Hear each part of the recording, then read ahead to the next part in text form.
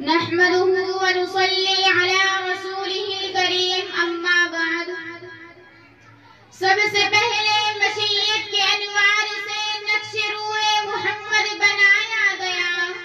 سب سے پہلے مشیت کے انوار سے نقش روئے محمد بنایا گیا.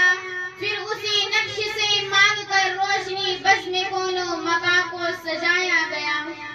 میری پیاری بہنوں اور مہمانان کرام، میں اس ذات مقدس کے تذکرے سے اس محفل کو معطر کروں گی جس کے اشارے سے چاند دو ٹکڑے ہو گیا، جس کے دنیا میں آتے ہی ایران کا تخت شاہی پلٹ گیا، جس کی انگلیوں سے چشمے جاری ہونے لگے، جس کی امانت و دیانت کی تصدیق دشمنوں نے کی، جس کے طفیل سے کائنات کے کیسوں کو سنوارا گیا، اور جو لولا کلمہ خلقت الافلاق کا مصداق تھا، یعنی رشک شمس و قمر، فخر جن و بشر، خلاصہ کائنات محمد صلی اللہ علیہ وسلم کے ذکر مبارک سے میں اس محفل کو معطر کروں گی.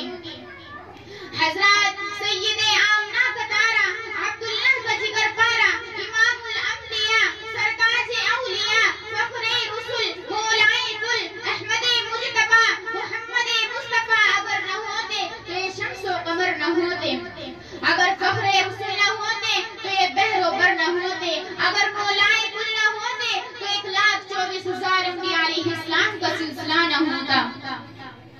کتاب فطرت کے سرورق پر جو نام احمد رقم نہ ہوتا، کتاب فطرت کے سرورق پر جو نام احمد رقم نہ ہوتا، تو یہ نقش ہستی ابھر نہ سکتا، وجود لوح و قلم نہ ہوتا. یہ محفل کون و مکان نہ ہوتی اگر وہ امام رسول نہ ہوتا.